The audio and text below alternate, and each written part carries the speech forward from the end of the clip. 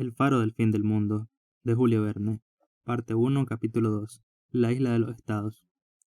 La isla de los estados, llamada también Tierra de los Estados, está situada en el extremo sudoeste del nuevo continente. Es el último y el más oriental fragmento de este archipiélago magallánico, que las convulsiones de la época plutoniana han lanzado sobre los parajes del paralelo 55, a menos de 7 grados del círculo polar antártico. Bañada por las aguas de los dos océanos, es buscada por los barcos que pasan de uno a otro, bien procedan del nordeste o del sudoeste, después de haber doblado el Cabo de Hornos. El estrecho de Lemaire, descubierto en el siglo XVII por el navegante holandés de este nombre, separa la isla de los estados de la Tierra del Fuego, distante de 21 a 30 kilómetros. Este estrecho ofrece a los barcos un paso más corto y más fácil, evitándoles las formidables olas que baten el litoral de la isla de los estados. Esta isla mide 39 millas del oeste al este, desde el cabo San Bartolomé hasta el de San Juan, por 11 de anchura, entre los cabos de Colnet y Webster. El litoral de la isla de los estados es recortado en extremo. Constitúyelo una sucesión de golfos, de bahías y de caletas, la entrada de los cuales está a veces obstruida por una cadena de islotes y arrecifes. Su especial estructura hace que menudeen los naufragios en esta costa erizada de enormes rocas contra las cuales, aun con tiempo de bonanza, el mar se estrella con incomparable furor. La isla está inhabitada, pero tal vez no hubiera sido inhabitable, al menos durante el verano, es decir, durante los 4 meses de noviembre, diciembre, enero y febrero, que comprende el estío en esta elevada latitud. Los ganados hubieran encontrado pastos abundantes en las vastas planicies que se extienden en el interior, especialmente en la región situada al este del Puerto Parry y comprendida entre la punta Conway y el cabo Webster. Cuando la espesa capa de nieve se ha fundido bajo los rayos del sol antártico, la hierba aparece bastante verde y el suelo conserva hasta el invierno una saludable humedad.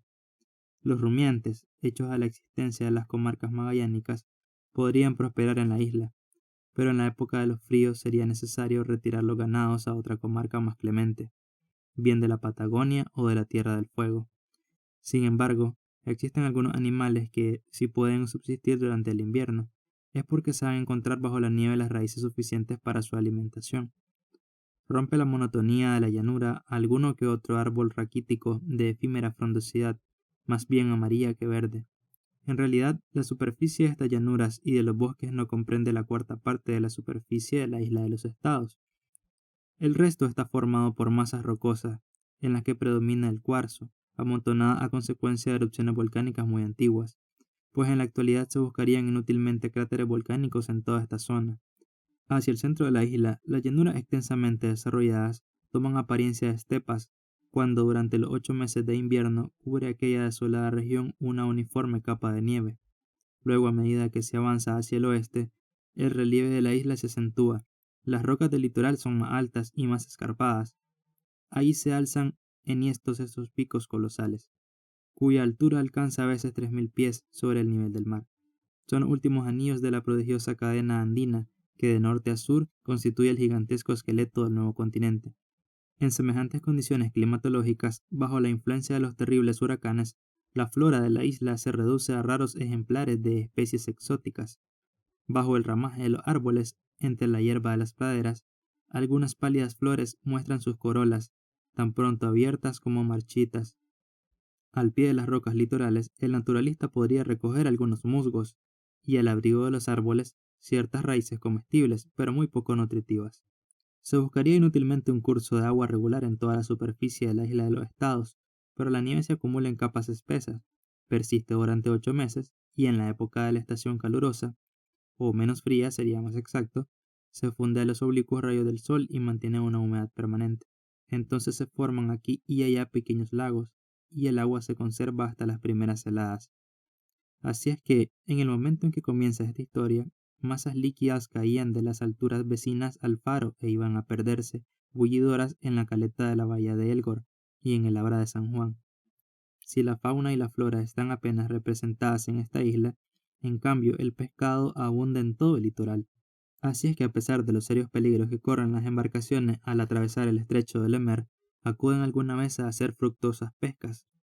Conviene hacer notar que la República Argentina había mostrado una feliz iniciativa construyendo el faro del fin del mundo, y las naciones podían estarle agradecidas. Hasta entonces ninguna luz alumbraba aquellos parajes a la entrada del estrecho de Magallanes al Cabo de las Vírgenes, sobre el Atlántico, hasta su salida al Cabo Pilar, sobre el Pacífico. El faro de la isla de los Estados iba a prestar incontestable servicio a la navegación. No existía otro alguno en el Cabo de Hornos, y el recién inaugurado iba seguramente a evitar no pocas catástrofes, asegurando a los navíos procedentes del Pacífico facilidades para embocar el estrecho de Lemer. El gobierno argentino había pues decidido la creación del nuevo faro en el fondo de la bahía de Elgor. Después de un año de trabajos bien dirigidos, la inauguración acababa de efectuarse el 9 de diciembre de 1859. A 150 metros de la pequeña caleta en que termina la bahía, el suelo presenta una elevación de 400 a 500 metros cuadrados de extensión y de una altura de 30 a 40 metros aproximadamente. Un muro de piedra viva contiene este terraplén, esta terraza rocosa que debía servir de base a la torre del faro. Esta torre se elevaba en el centro por encima de los anexos, alojamientos y almacenes. El anexo comprendía, primero, la cámara de los torreros, con camas, armarios, roperos, sillas y una estufa de carbón. Segundo, la sala común, provista igualmente de un aparato de calefacción que servía de comedor con una mesa central, lámparas colgadas al techo, estantes con diversos instrumentos como anteojos de larga vista, barómetro, termómetro y lámparas destinadas a reemplazar las de la linterna en caso de accidente, y un reloj de pesas adosado al muro. Tercero, el almacén, donde se conservaban provisiones para un año. Aunque el abastecimiento debiera efectuarse cada 3 meses, allí había conservas variadas, carne fiambre, legumbres secas, té, café, azúcar y algunos medicamentos de uso corriente. Cuarto, la reserva de aceite necesario para alimentar las lámparas del faro. Quinto, el almacén donde estaba depositado el combustible en cantidad suficiente para las necesidades de los torreros durante los rudos inviernos antárticos. Tal era el conjunto de construcciones que construían un solo edificio, base del faro. La torre era muy sólida, construida con materiales proporcionados por la isla de los Estados. Las piedras, de una gran dureza, mantenidas por tirantes de hierro, dispuestos con gran precisión, encajadas unas en otras, formando un muro capaz de resistir a las más violentas tempestades, a los horribles huracanes que tan frecuentemente se desencadenan en aquel lejano límite de los dos mares más vastos del globo. Como había dicho Vázquez, no había cuidado que el viento se llevase esta torre. El faro luciría a despecho de las tormentas magallánicas. La torre medía 32 metros de altura, e incluyendo la del terraplén, el faro se hallaba a 222 pies sobre el nivel del mar. Se divisaba por lo tanto a la distancia de 15 millas, la mayor que podía franquear el rayo visual en aquella altitud, pero en realidad su alcance no era más que de 10 millas. En aquella época no funcionaban todavía los faros con gas hidrógeno, carburo o fluido eléctrico. Además, dadas las difíciles comunicaciones de la isla con los estados más próximos, imponían el sistema más sencillo y que menos reparaciones exigiese. Habíase, por lo tanto, adoptado el alumbrado por aceite, dotándole de todos los perfeccionamientos que la ciencia y la industria disponían por aquel entonces. En suma, esta visibilidad de 10 millas resultaba suficiente. Todos los peligros parecían salvados si los barcos seguían estrictamente las indicaciones publicadas por la autoridad marítima. El Cabo San Juan y la punta Several o Fallows podrían franquearse con tiempo, para no verse comprometidos por el viento ni por las corrientes. Por otra parte, en el caso excepcional en que un barco se viera obligado a ganar la bahía de Elgor de arribada forzosa, guiándose por el faro, tendría a su parte todas las probabilidades para fondear en buenas condiciones. Por lo tanto, el Santa Fe podría a su regreso dirigirse fácilmente a la pequeña caleta, aunque fuera de noche, teniendo la bahía 3 millas de longitud hasta la extremidad del Cabo San Juan y siendo 10 el alcance eficaz del faro. El aviso tendría aún 7 ante sí antes de llegar a los primeros acantilados de la isla. Huelga advertir que el faro del fin del mundo era de luz fija y no había temor que el capitán de un barco la pudiese confundir con otra cualquiera, pues no existía otro faro por aquellos parajes. No se había, por lo tanto, considerado necesaria diferenciarla, sea por los eclipses, sea por los destellos, lo que permitía suprimir un mecanismo siempre delicado, las reparaciones del cual hubieran sido bien dificultosas en aquella isla habitada únicamente por 3 torreros. La linterna estaba provista de lámparas de doble corriente de aire y de mechas concéntricas, La llama producía una intensa claridad en un pequeño volumen, pudiéndose por lo tanto colocar casi el mismo foco de las lentes. El aceite las alimentaba en abundancia, por un sistema análogo al de la lámpara de cárcel. En cuanto al aparato dióptrico, dispuesto en el interior de la linterna, se componía de lentes escalonadas de un perfil tal que todas tenían el mismo foco principal. De esta manera, el haz cilíndrico de focos paralelos producido detrás del sistema de lentes era lanzado al exterior en las mejores condiciones de visibilidad. Al dejar la isla con un tiempo bastante claro, el comandante del aviso pudo efectivamente comprobar que nada dejaba que desear la instalación y el funcionamiento del nuevo faro. Este buen funcionamiento dependía evidentemente de la exactitud en la vigilancia de los torreros.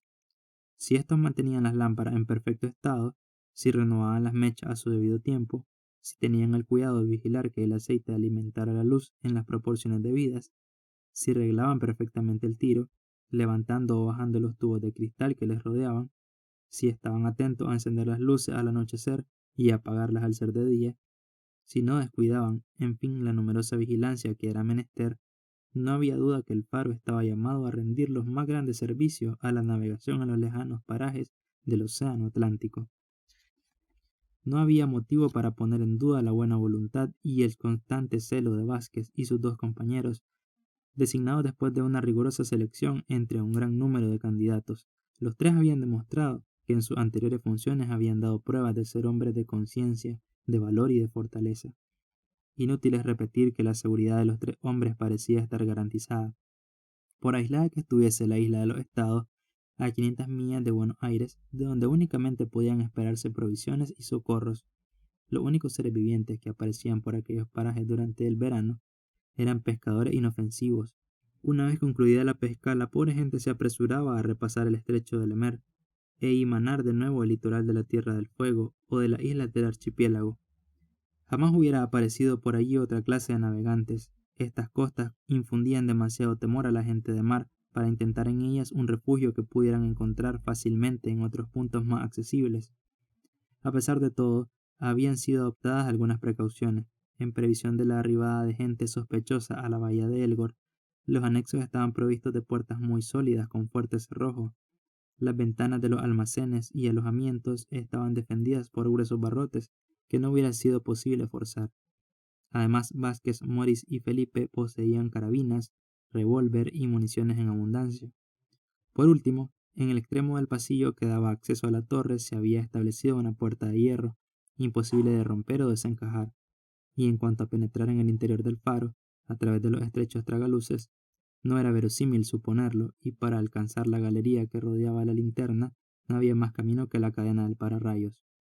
Tal eran los importantes trabajos con tanto éxito llevados a cabo en la isla de los Estados, a expensas de la República Argentina.